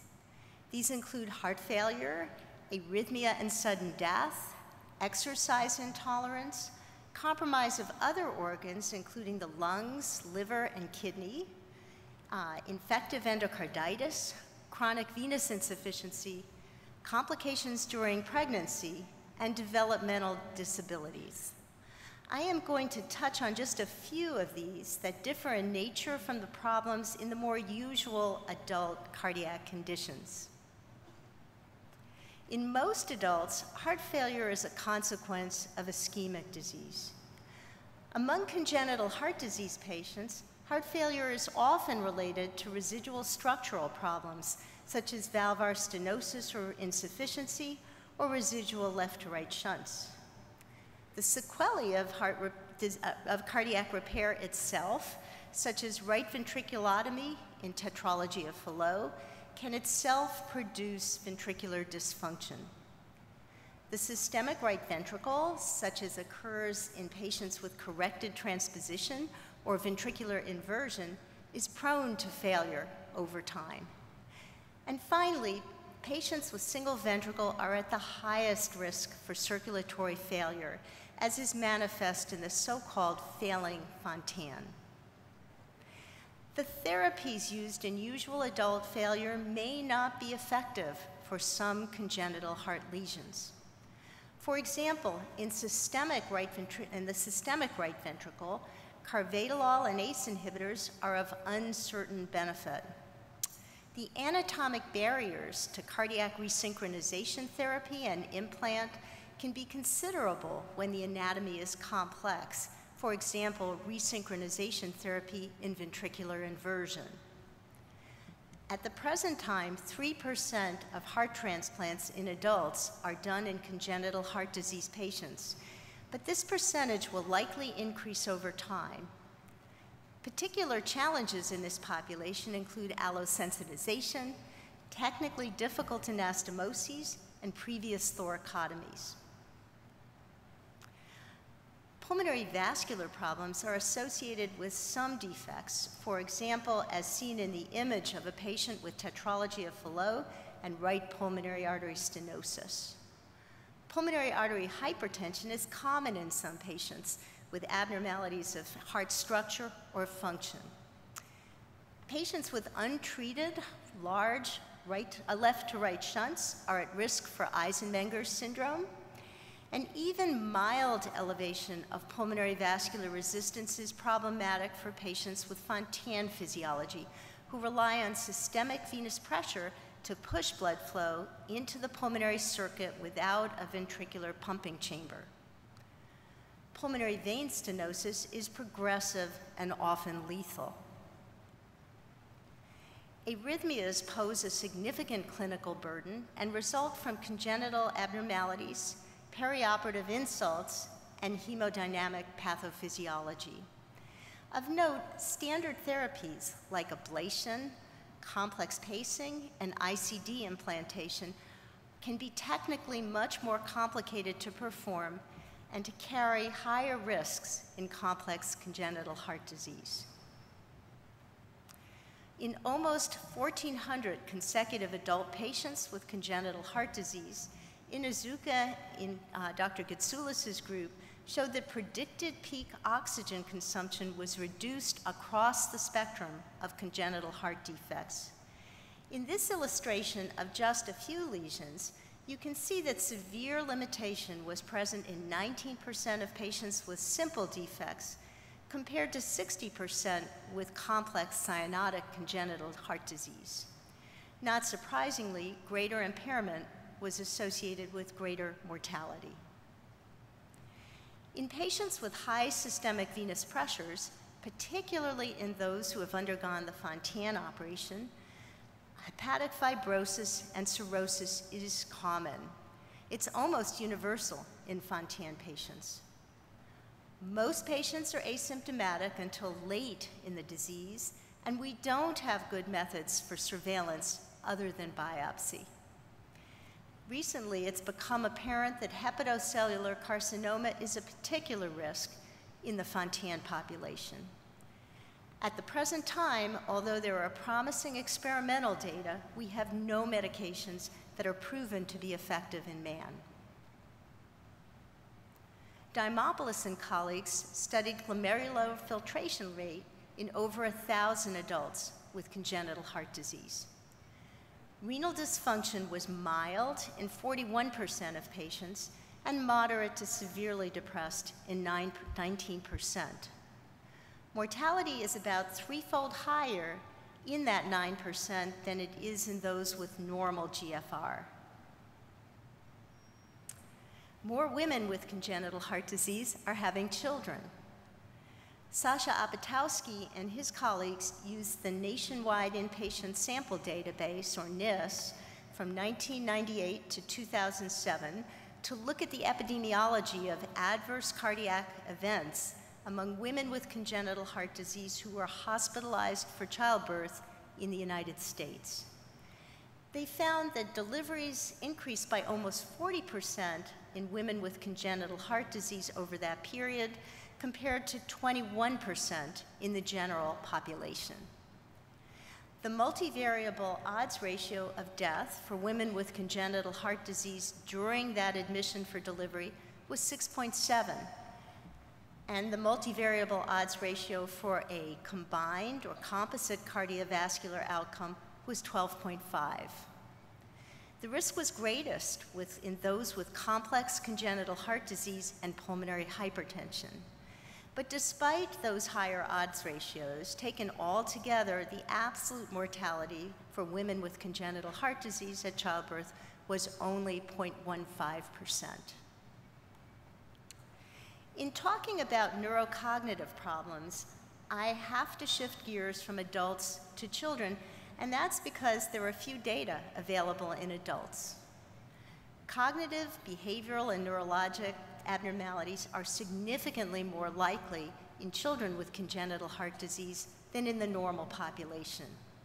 These impairments will track into adulthood. Causes of the disabilities include patient factors, medical variables, and sequelae of the heart disease itself. Some risk factors are modifiable, and some are not. Genetic defects are not modifiable, at least at the present time, and they can affect both the heart and the brain. They're present in up to 1/3 of children with congenital heart defects. These include aneuploidies such as Down syndrome, microduplication or microdeletion syndromes such as velocardiofacial syndrome, and single gene disorders. In fact, a recent study done by the NHLBI's Pediatric Cardiac Genomics Consortium showed that de novo point mutations contribute up to 10% of severe congenital heart defects in whole exome sequencing. Abnormal brain development and metabolism is present even in fetal life. In this slide, you can see total brain volume in fetuses according to gestational age. The red diamonds are normal fetuses, and the open blue circles are those with congenital heart disease. Brain growth is impaired in the first trimester, even when adjusting for somatic size of the fetus, especially in those with abnormalities of aortic outflow, such as in hypoplastic left heart syndrome. Those babies get less blood flow to the brain. The sequelae of congenital heart disease themselves can be associated with adverse outcomes, and these risk factors are more modifiable.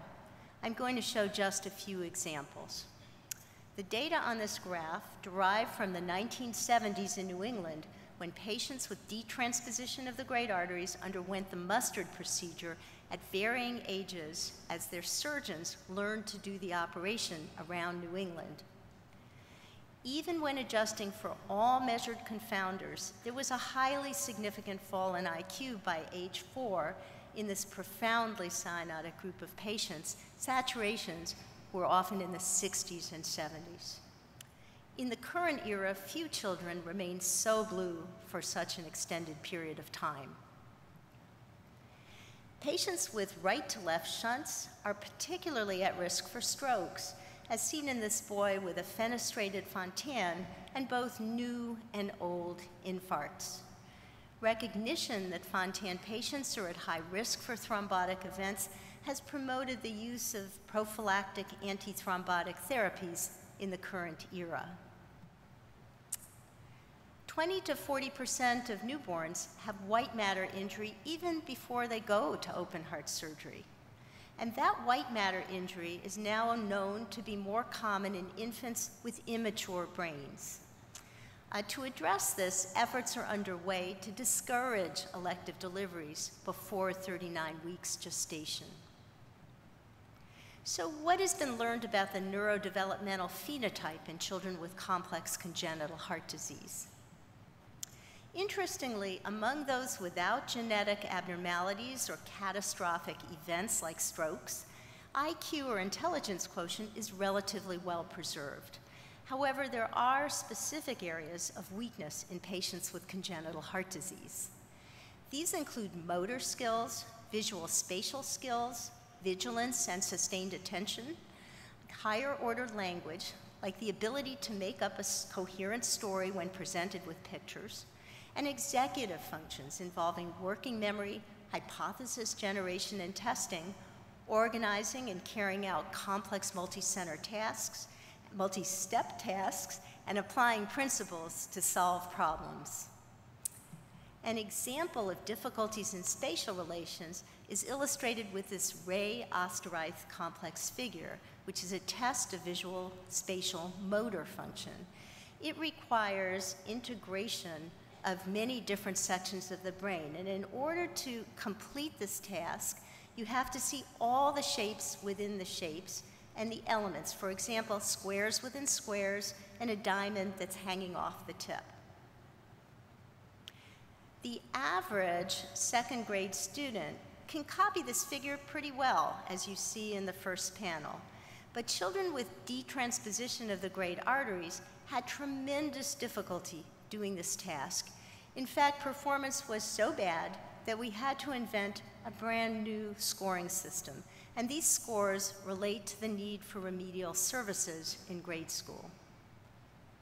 Perhaps difficulty with visual spatial perception is related to a new observation that patients with after congenital heart surgery in infancy have some deficits in social cognition or theory of mind. Theory of mind involves the ability that we have to read other people, to infer their internal states and thereby to interpret their actions appropriately. This figure shows a panel from the Reading the Mind in the Eyes test in which individuals are asked to infer the emotion that a person is feeling based on his or her facial expression. Here the choices are despondent, shy, relieved, or excited. The correct answer is despondent. Interpretation of this series of 35 facial expressions isn't easy, and there's a wide variety of ability to do this in the general population.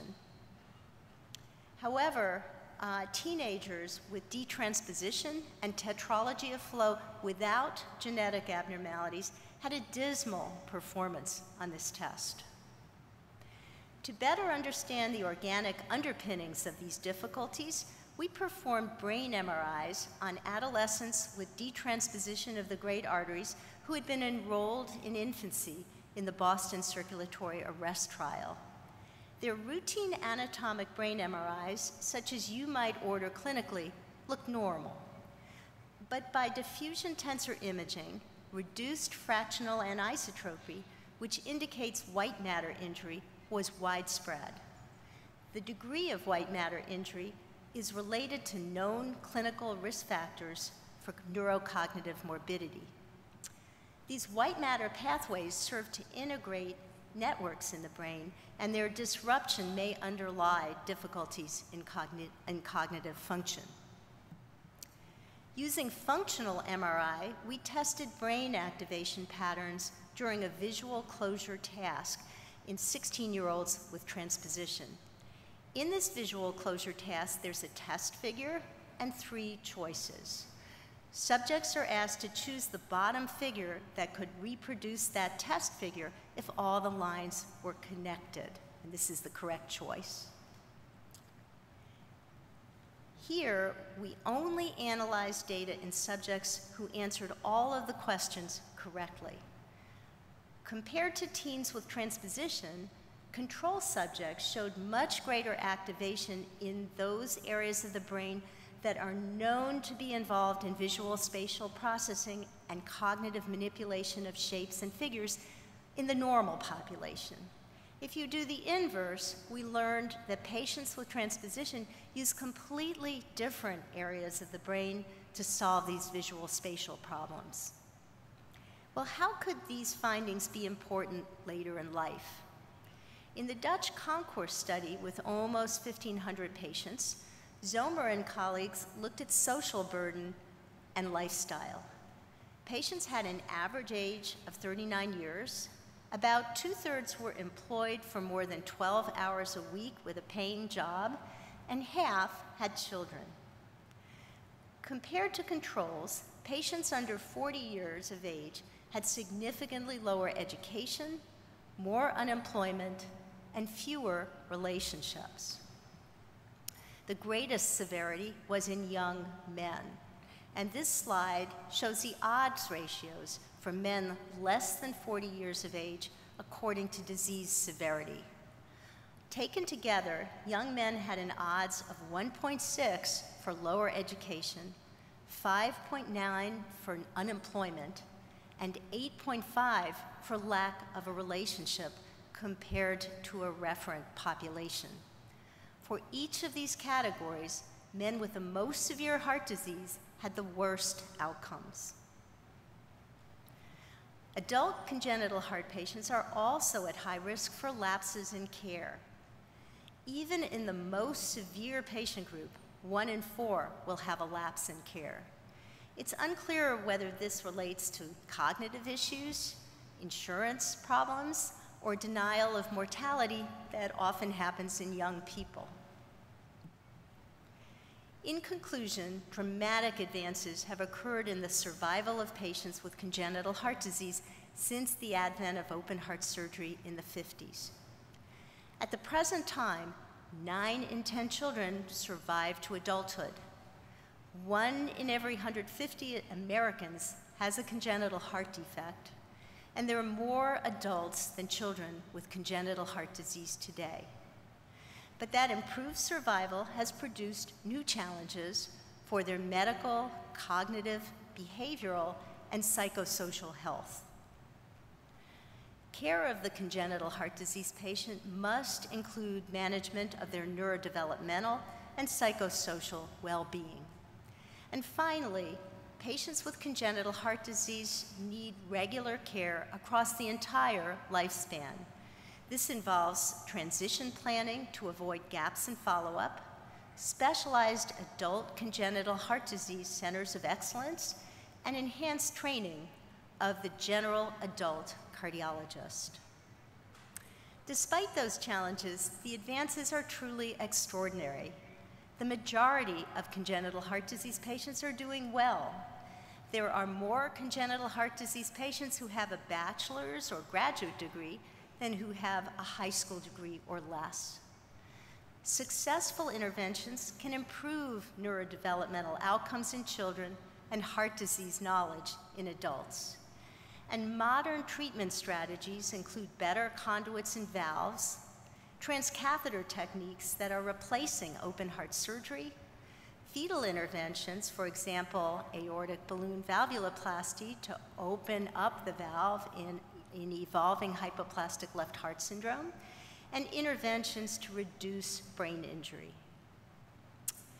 Finally, basic and clinical research will further elucidate the causes and further improve treatments so that future generations of children with congenital heart disease can become even healthier adults. Thank you very much.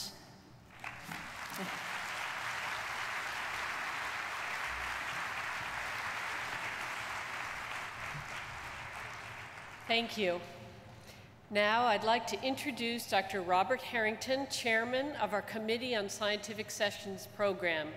He is the chair of the Department of Medicine and the Arthur L. Bloomfield Professor of Medicine at the Stanford University School of Medicine in Stanford, California. Please welcome Dr. Harrington.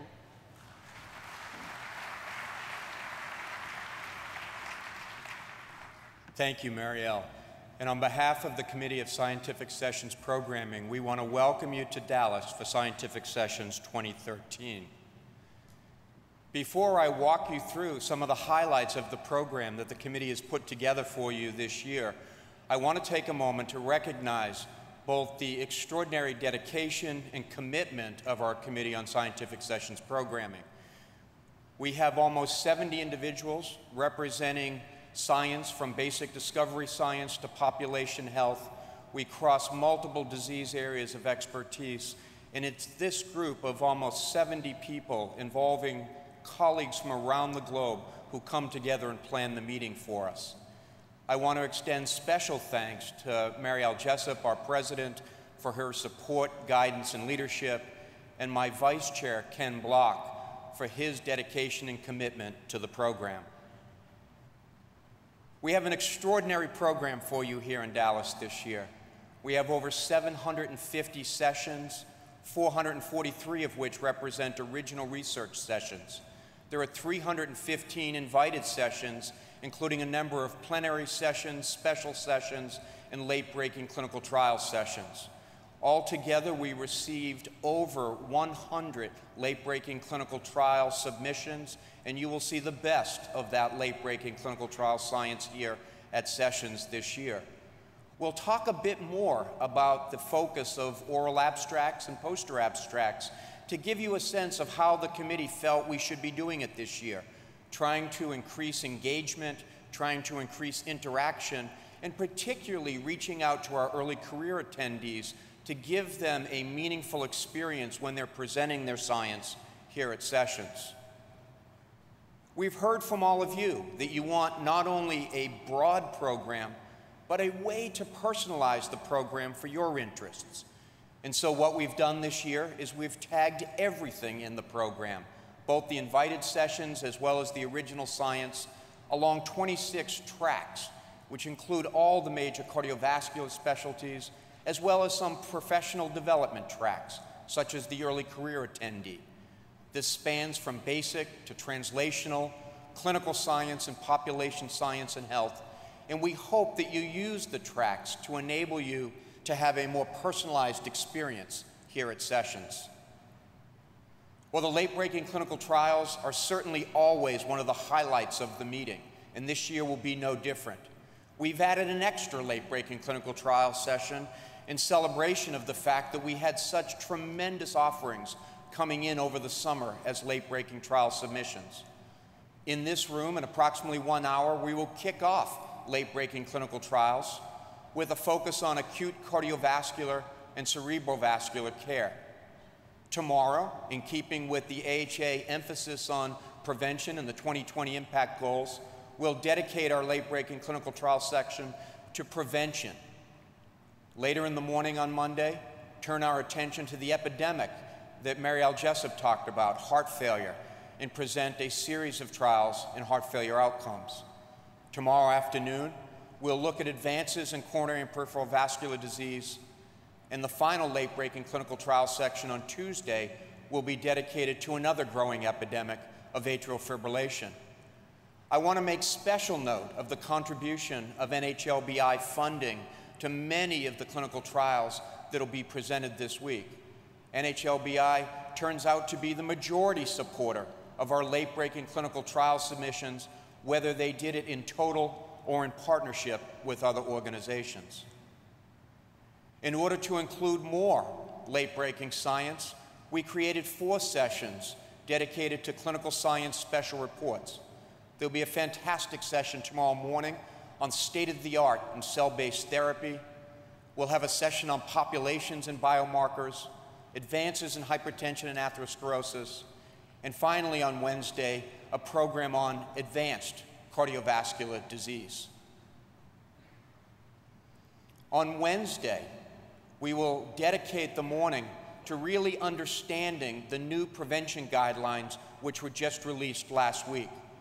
We will include leadership from NHLBI, the American College of Cardiology, and the American Heart Association, along with expert writers and authors from each of the guidelines to lead us not just through a discussion of the key recommendations, but also to engage us in a conversation about how these guidelines are different, how these guidelines should be disseminated into practice.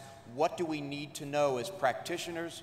What do we need to know as patients in these new guidelines? And this will be on Wednesday morning. Within many of the oral presentations, the original science presentations, we've embedded a state-of-the-art lecture. This is to try to have a senior faculty member put a body of work into context. We believe that this strengthens both the presentations in the oral abstract sessions as well as increases your educational opportunity as you attend the original science presentations. There are a number of special lectures this year, and you've already been fortunate enough to hear a couple of them today, including the presidential address focusing on heart failure and Dr. Newberger's address dealing with congenital heart disease. There will be a special Paul Dudley White International Lecture, which will look at the problem of sudden cardiac death from pathology to populations. And Jim Spudich will be here to talk about his Lasker Award work dealing with actin and myosin and what some of the hopes for the future in this arena are with potential new therapeutic developments. Scott Grundy and Ken Cooper, both here from Dallas, Texas, will be celebrated in a distinguished science lecture and a keynote presentation. This is truly a global meeting. Approximately half of our attendees, approximately half of the science at these meetings comes from outside the United States.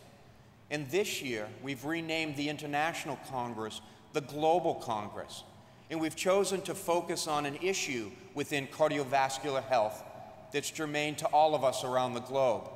And that is the relationship of physical activity, physical inactivity, and cardiovascular health and disease. I want to thank Drs. Arena and Drs. Dupre for leading a global committee on putting together a program that really spans basic science of exercise physiology up through population health and also extending into public policy. We're thrilled to have Sam Katz, the White House executive chef, who directs Michelle Obama, the First Lady's executive, he's the executive director of the First Lady's Let's Move program, a program to combat obesity in childhood. You will see a number of sessions throughout the week dedicated to understanding physical activity. And we want to make sure we don't just talk about physical activity, but we actually put it into play. This is the 21st annual 1-mile walk and 5K run, which will be held on Tuesday morning. I hope you've noted as you walk through the convention path, a walking path, which is displayed prominently throughout the center. And I hope, those of you who heard from Nancy Brown earlier today, that you've picked up your iHealth wristband, where we can track your steps throughout the week. And for those of you who are a bit competitive, you can strive to have your name at the top of the leaderboard, as this is a walking challenge. And finally, we hope that many of you have gotten the message that on Tuesday, in celebration of physical activity, we're asking all of you to come to the convention center with your sneakers on, your running shoes, your workout shoes. We want to send the message that the cardiovascular professional community cares deeply and truly about physical activity and its relationship to cardiovascular health. There's a number of highlighted sessions. We'll be updating the guidelines and a discussion in a highlight special session. We have a new offering this year done in collaboration with the New England Journal of Medicine, clinical decision making, should young athletes undergo pre-participation cardiovascular screening. An important topic, data sharing and open access to data, will be discussed by both scientists and patients in this very unique session. We'll be celebrating the ongoing Go Red for Women campaign.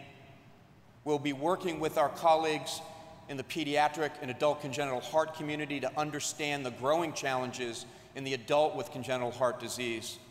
And we'll also be talking about the intersection in cancer and cardiovascular disease in a highlighted session dedicated to the legacy of cardiovascular disease for cancer survivors.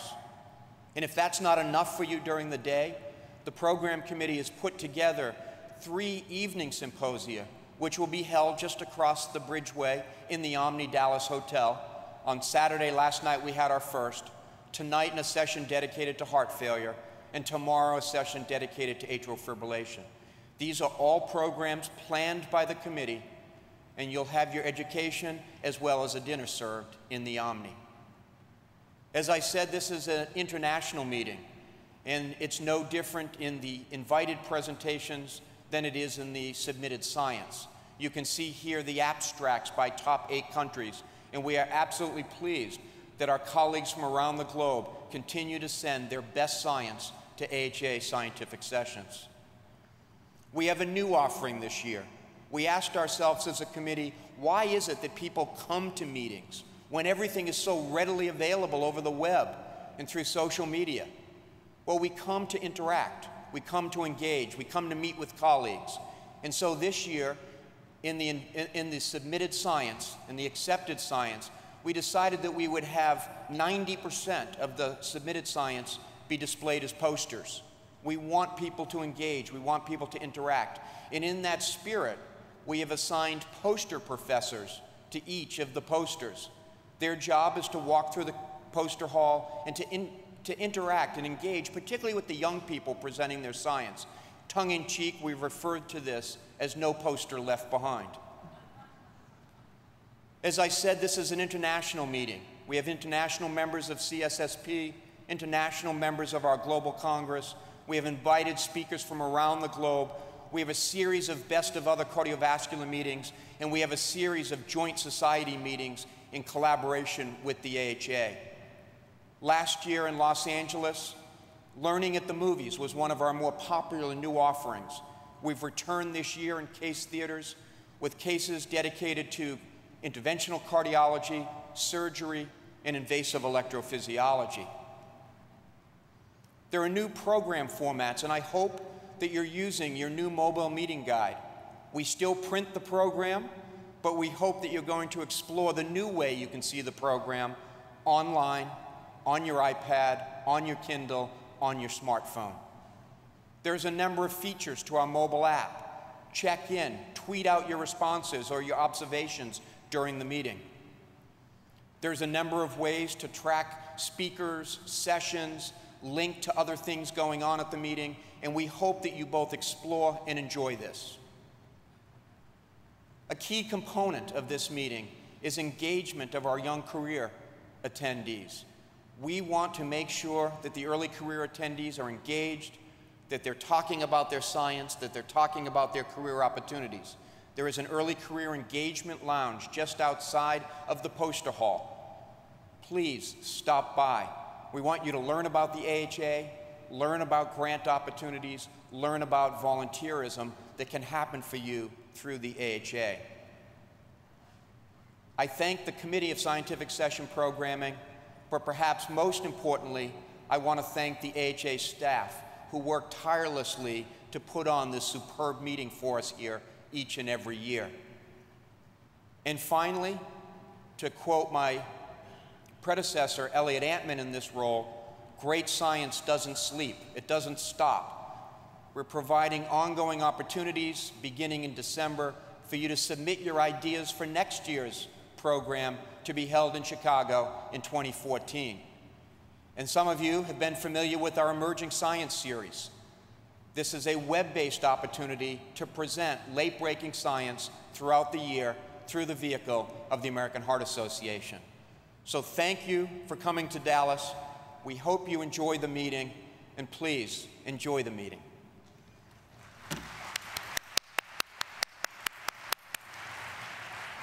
Thank you, Dr. Harrington. Before we close, I would like to thank all of our members and guests for being with us today, and to recognize our speakers and awardees for their outstanding accomplishments. That concludes our opening session. Thank you all for coming.